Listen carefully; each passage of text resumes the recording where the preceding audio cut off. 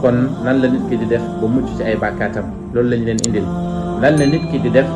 ba mucc ci ay bàkkaat wala bàkkaat du ko tardal ci àdduna du ko tardal ci àllaaxira wax leen yéen ñëpp alhamdulilah. yéen ñëpp bàyyi nee nañu wax alhamdulilahi rabbil alamin. ngeen sant yàlla xam ne yàlla sopp na leen. ñu sant yàlla te xam ne yàlla sopp na. alhamdulilahi wal abdulillah wasalaatu wasalaamu ala mawlana rasulillah wa ala alihi wa ashaabihi dawi lfadli waljah ilahi la ilma lana illa ma allamtana innaka anta alalimu alhakim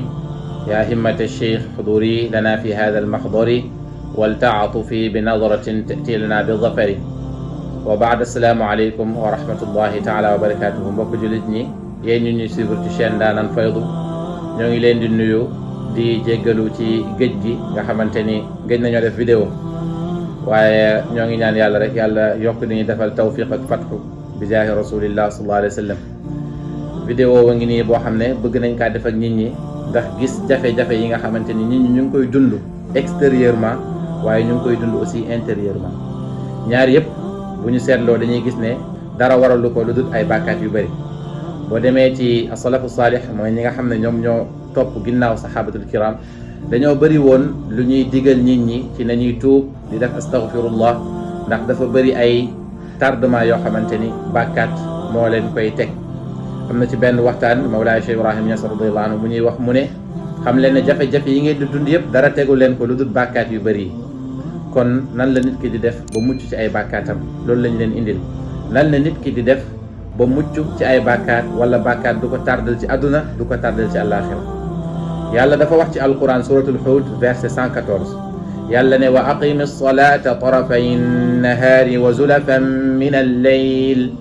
inna alxasanati yudhibna alsayi'at dalika dikra lilzakirin yàlla ne na nga taxawal julli ci bëccëg bi ak aussi ci guddi gi waaye du loolu moom moo tax ñuy nar a wax li yàlla wax rek mooy inna alxasanaati yudhibna alsayi'at na ngeen xam ne yu baax yi dafay effacer yu bon yi moo tax yenent bi sallallahu alayhi wa sallama jàngal ñu ci xadis boo xamante ni Buxaari moo ko indi yenent bi sallallahu alayhi wa sallam dafa ne ida amilta sayi'atan fatba'aha xasanatan tamxuha saa yoo jëfee jëf ju bon mu ne sa xel bu la yeddee rek dawaatal nga def lu baax ci saasi mu ne tamxuha di nga effacer bàkkaat googu noonu waxut ne di nga am baax lu baax ak lu bon mu égalité déedéet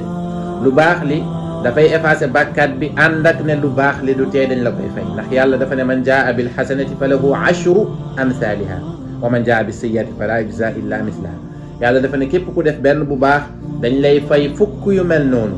boo defee benn bu bon ñu delloo la ko kon nit ki bu fekkee ne def na lu bon ci saa si rek mu defaat lu baax non seulement lu baax li bennam dina effacer lu bon li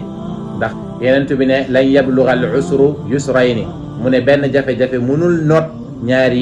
ñaari jàppandal maanaam benn jafe-jafe ak benn jàppandal buñ tasee benn jafe-jafe bi mënul not ñaari jàppandal yi kon nañu calculer yow benn bu baax nga am yàlla jox la fukki jàppandal kon benn ci ñoom rek mooy effacer jafe-jafe bi 9 yi des moo tax yenentu bi sallallahu alayhi wasallam mu ne saa yoo defatee lu bon rek na nga ci teg lu baax mu effacer ko kon saa yoo jëwatee nit sax jullil ci yenentu bi sallallahu alayhi wasallam saa yoo waxatee ci jaambur wala nga def bàkkaat neel laa ilaha illa allah neel subhanallah neel astaghfirullah jëlal sa alal nga saraxe en tout cas defal lu baax bu boobaa lu baax loolu noonu dana effacer musiba bi nga xamante ni defoon nga ko kon loolu moo nekkoon suñu sujet bu ñu bëggoon a partager ak doomu aadama yi di ñaan yàlla effacer bàkkaat yi ci xol yi effacer ko yi tamit ci situation yi nga xamante ni ñu ngi koy dund ci ay xat-xat yëpp yàlla nañu yàlla defal fatxu defal ñu tawfiq bi jaahi rasulillah sallallahu alayhi wa sallam alhamdu awalu daawana wa axiruha walhamdulillahi min xiinin ila xiin in uridu illa al islaha ma stata'tu wa ma tawfiqi illa billah alayhi tawakkaltu ilayhi unib wassalaamu alaykum wa rahmatullahi wa barakatuh. Vous êtes amoureux de la langue arabe, de près ou de loin, pas besoin de vous déplacer. Bienvenue à Ndaanaan Institut, une école de formation en ligne qui vous propose un programme bien déterminé pour vous initier dans la langue arabe ou propulser votre niveau. Notre programme, la lecture coranique, les règles de la tajwid, la grammaire et la conjugaison. Ndaanaan Institut, c'est aussi un enseignement islamique comme le fiqh, les hadiths et même l'étude de l'histoire. À Ndaanaan Institut, nous vous proposons un panel de questions-réponses sur la religion islamique afin de vous débarrasser de toute incertitude. Pour nous contacter, appelez au 76 156 83 02. Adresse mail tidjaniabalabbas@gmail.com. Dans l'Institut, apprendre devient un plaisir.